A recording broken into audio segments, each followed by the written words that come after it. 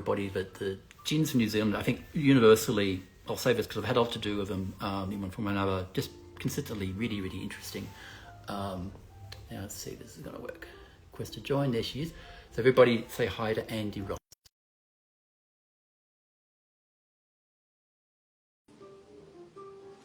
The magic of. You there, Andi? I'm going to send you an invite to my end just to see if that was going to work. And you should just pop up on the screen any second now.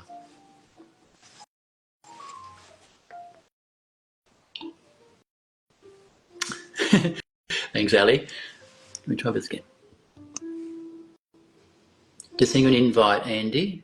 You should be able to accept that and join the call. We've done this before a million times, it's fine.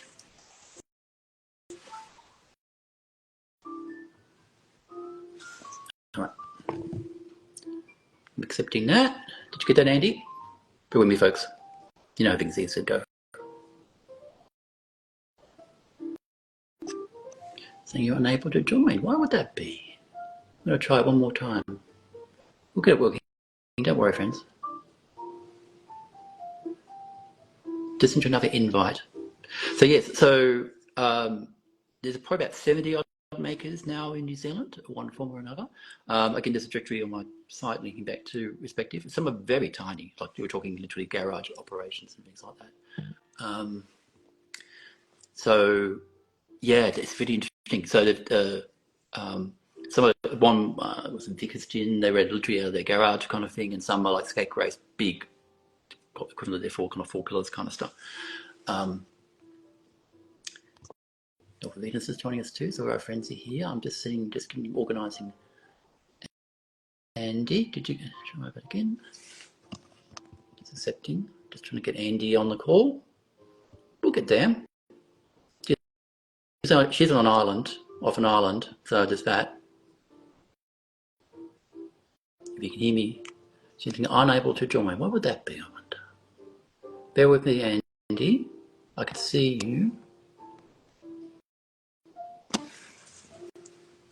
We knew this was always going to happen, but that's okay. We'll get there. Hello. Voila. Hello, Kiora. Kia how are you? Doing How good. are you? We made. I'm fabulous. Lovely to see you. Love to meet you. Fantastic. Sorry about that. I got stuck on the bridge in Auckland.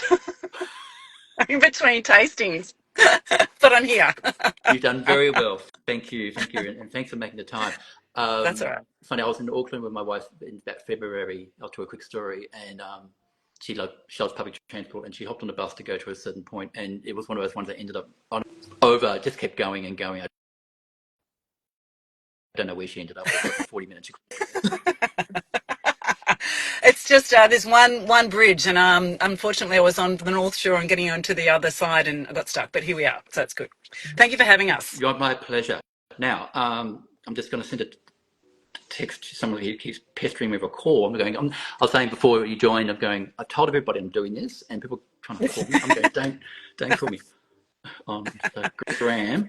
I'm on Instagram. Please don't call me. All right. Okay, hopefully that does the trick. Welcome. Okay, so let's start at the beginning. I mentioned in passing you seem to be in a very beautiful part of the world where your distillery is based. Yes. Yeah. Yes, so we're on Great Barrier Island, which is 4.5 hours by barge off the coast of Auckland. It's the sixth largest island in New Zealand. There's only 1,000 people that live there, and there are it's very, very remote. So we're on the beach side. It's all off grid, completely solar powered. Our distillery is 100% solar powered. So it's a pretty beautiful part of the world. It's in the Hauraki Gulf. And we're probably one of the most remote distilleries in the world, at least in the Southern Hemisphere. So you thought you could give yourself a few challenges then? There's a lot of challenges. So to give an example, King's birthday weekend, the two barges were due to sail just before that weekend, and they were both cancelled because we had huge storms coming through. It's called Great Barrier Island because it is the barrier to New Zealand. So we get the first weather, and that's okay. So we just have to prepare for it. So we're used to running 4 to 6 months ahead with all our scheduling and our stock and our bottles and things like that. Mm. So it's just something we live with. But you sort of get used to it. That's amazing. I think most distillers have challenges, but there's other levels. So what made you get into this crazy gin business to start with? Like, what attracted you? Look, I love gin. I've always loved gin, and we've had a place on the island for 22 years. And I was transitioning out of an earlier career, and I thought, well, why can't you make a gin? A world-class gin remotely on an island with solar power. So it was kind of a bit of a challenge, a personal challenge. And I've done brands for other people for a long time. And I thought I would really love to make a gin. I started doing lots of research since 2016. And then I thought, well, we got closer to being able to make it on the island. And yeah, it's just in New Zealand you can make your own gin legally for your own use. So anyone in New Zealand can get a 2 litre alembic copper pot still and produce spirit as long as it's for your personal use. So I started with that, and I thought, Mm. got to know, understand gin, how it was made, and thought, okay, let's see how far we can take it. So it's That's really fascinating. I didn't realise that. Just on that, then, how? Because we have excise here from a retail perspective, as you know. yes, What's it? yeah. How's it treated in New Zealand? Like, it makes it challenging from an economic point of view for you guys? Look, I mean, we're like any distillery in the world, and we pay our excise every month. Um, I'm not sure how it works when you're doing it for personal use, but for us, I mean, Yeah, I obviously mean, we've for, been I meant, I commercial meant for distillery. commercial, yeah, commercial production. Yeah, Yeah, I mean, yeah. absolutely, it's high. We're not as high as Australia, but we are pretty high. Mm. We don't get any help with excise either, like you do in Australia for distilleries. So yeah, it's high. We pay it every month.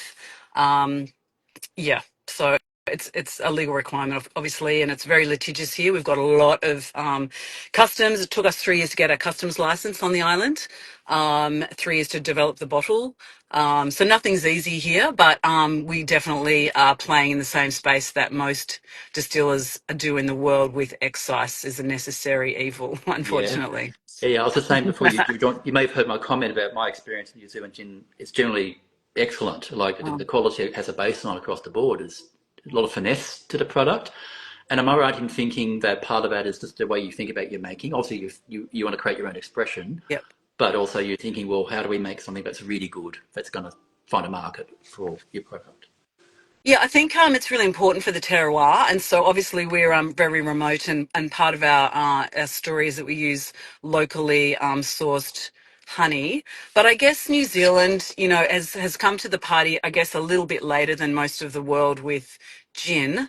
And we're kind of likening it to, New Zealand wine has always been great on the world stage. And so now gin, we started with the DSA Distilled Spirits Aotearoa in 2018 in its foundation year. And I guess we all looked at it as, an interesting parallel to the wine industry in New Zealand. And now gin is taking on its own personality. So I think because we're so remote and everyone has quite a particular personality due to the geographical nature of where we are in New Zealand, I think it's a very interesting um, spirit, Mm. a very interesting country to produce this spirit. Um, no two gins anywhere in the world are the same, but especially in New Zealand as well. There's a greater emphasis on the terroir, I think, I would say. Does that make It sense? does, and I mean your botanicals are so distinctive. So let's break down your gin. So what botanicals have got in your gin? So we use Eastern Macedonian Hmm. juniper, New Zealand coriander, And the third ingredient, the most important for us, is Manuka bush honey, which is on the island just down the road from us with a fantastic apiarist. It's like a very biodynamic farm. He looks after his bees very well. He calls them his girls. He really does look after them exceptionally well. A little bit of lemon myrtle, which is a nod to our Australian heritage, and also red ginger. So those two ingredients we get from the Outback chef in Australia, Right. who Interesting. works with Aboriginal communities. So it's a little bit of a nod to our background, a little bit of local tarragon, um, and that's it. Yeah. That's amazing. I mean, I've had it. And for anybody who doesn't know, you've got to see the bottles to believe them. They are really exquisite. You don't want to throw them. You want to keep them because they're recycled glass here, aren't they? The bottles. Yes. Yeah. Yes. So the development, I designed it with a friend of mine, Tanya, in Melbourne. We're both ex-graphic designers. So the bottle is developed on a Kinner shell. A Kinner is an endemic shell in New Zealand. It's made it was 50% recycled New Zealand glass. It's now 70% recycled New Zealand glass. Fantastic. Yeah. It's made by Visi in Auckland, in Penrose. There's only one glass factory in the whole of the country. They do Heineken and Tuatara, which is a New Zealand beer. So that what we wanted to do was create a uniquely New Zealand gin bottle that resonated with the country, and that's what the Kinner inspired thing is. And we wanted people to really think about when they're buying a glass vessel to keep. We wanted them to keep it, so we wanted it to be a beautiful decorative object.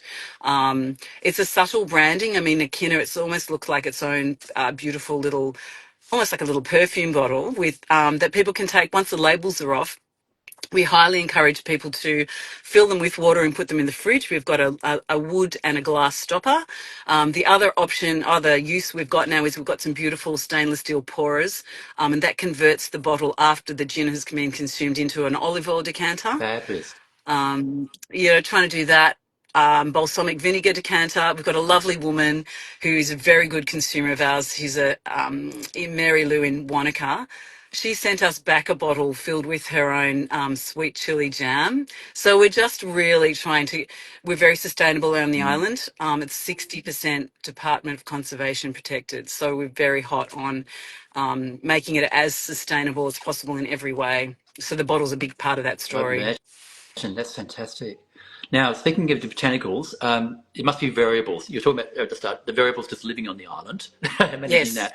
So, Yeah. so how do Yeah. you, as a distiller, try and aim at vaguely? People when I talk about craft spirits, I say to people, well, don't expect every bottle to be identical. Batch Yes. number one's going to be for Yes. because it's a small batch for reasons. So, Yeah. how do you go about managing those three?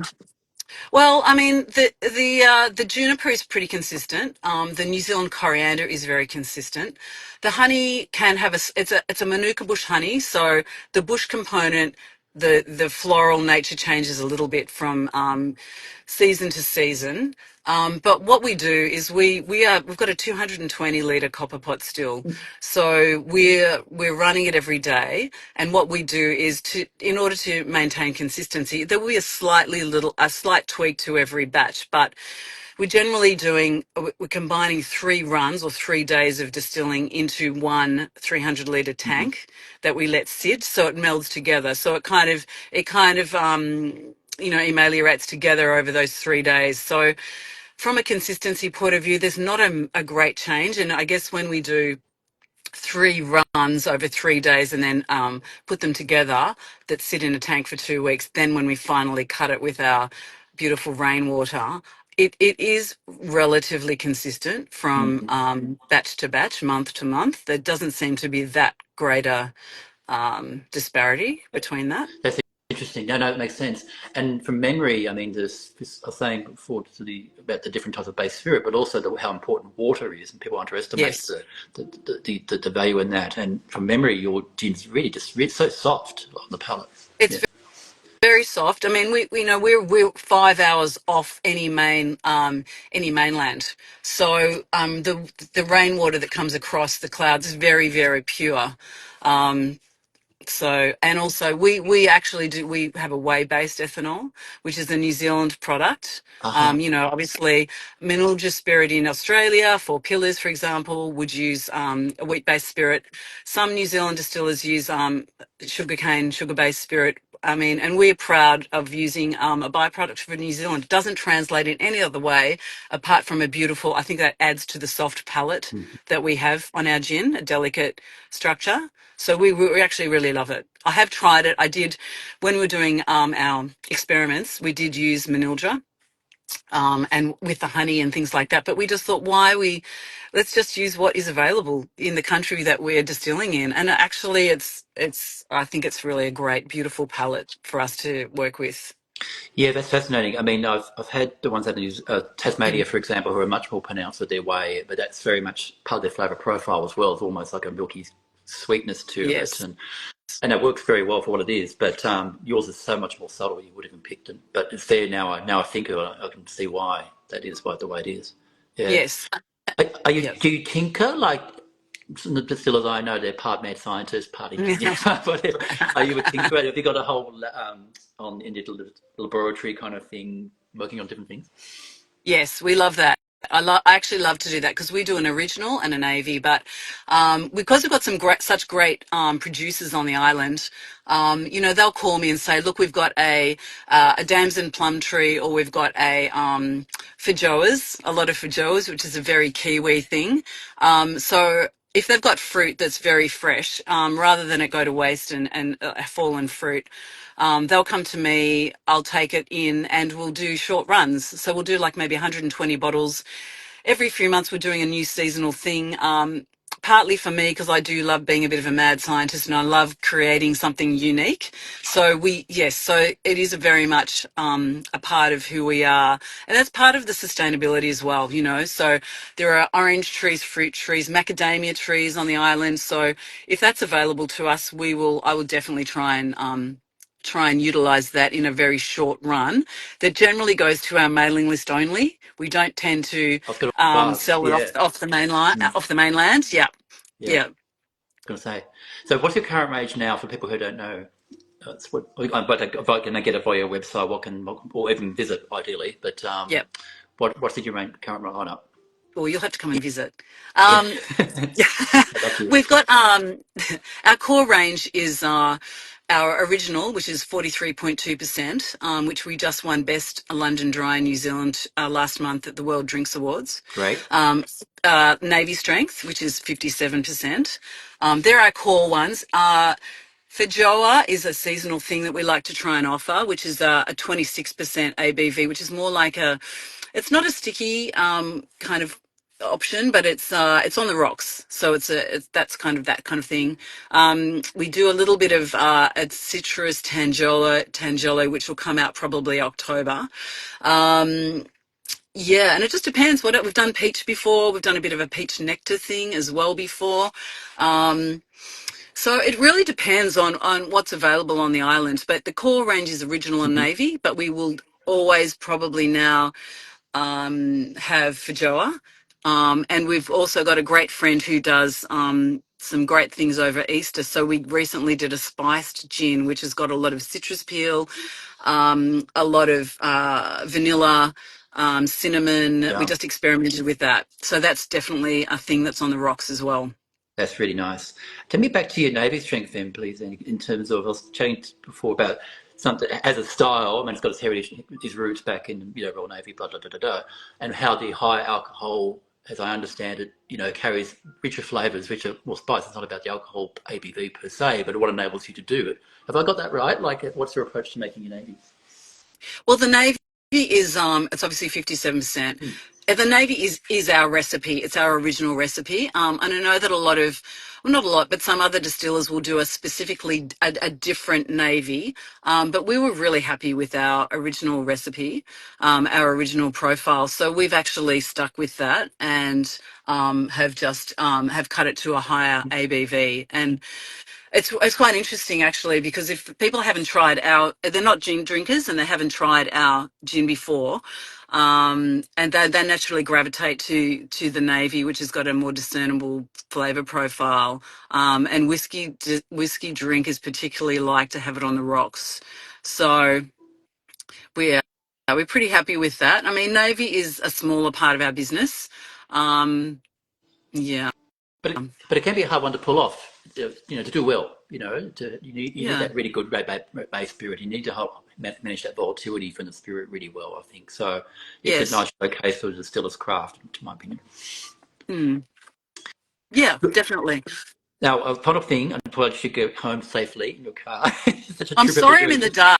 I mean, I was hoping to get to a bar by the time, but we got the bridge is one way in, one way out, and we've been doing tastings all day for World Gin Day, so I'm sorry it's a little bit dark, but No, no, no, home safe. I also noticed on your site, so everybody needs to know islandgin.com. That's where they can find yes, you online. yes, And you can stay there in a batch. How do you pronounce it? a Batch? batch, Yeah. a batch, yeah, which is a BACH as opposed to a Such a BATCH, a batch of Kiwi gin. thing. Such a Kiwi That's a thing. Kiwi thing. Yeah. Yeah, so we've had a place on Great Barrier Island for 22 years, and our batch next door to, which is next door to us, is on Medlands Beach, which is a surf beach, and it's on Airbnb, and that's where I first started to distill my batch of gin and rigged up on a 12-volt system in the kitchen to the as you do with a number 8 wire kind of situation in New Zealand. So Philip, I started doing that in my kitchen like that. And it's very highly spec'd, and it's 80 steps to the beach. Oh, And that's then really our good. distillery is separate down the road, but That's yeah, awesome. people can rent it, and you must come over. We'd love to have you over here and I would show love. us. Thank you. I would love to. I think I was actually quite close there. I didn't have any day passes because we were with my wife on our anniversary trip, and we took a cruise out to the island that used to be, I think, a quarantine centre or a Salvation Army sort of ran it for alcohol rehabilitation. Oh, It's quite nice to visit. I don't like. And the name escapes me now, but we must have gone past you guys because we took the ferry, a boat out from Auckland Harbour out way. It was about an hour and a bit out. Oh, wow, So, wow. so Okay, wow, I was in the wow. neighbourhood, but I wasn't allowed. I wasn't, because there is distilleries when I was there, just so you know. All right, you've been fantastic. So good to spend time with you, Andy. Thanks for Great. making the time. Yeah, Thank you so much for having us. We really appreciate it, and we look forward to welcoming you over when you can get over this part of the me too. world. All right, Happy get home World Gin safe. Day. Happy World Gin Day, Okay. everybody. Say bye. Say Thank bye you. to Andy. Bye, everybody. Bye. Bye bye. Thank you. All right, Bye. just jump out and I'll leave it go. Okay. Wow, so that's Andi Ross, Madame Distiller from Island Gin. Amazing part of the world, sounds like. And islandgin.com. And also follow them on Instagram. What a great story. Amazing. I love this. This is why we're doing what we're doing. Now, coming up next is Stuart McKenzie.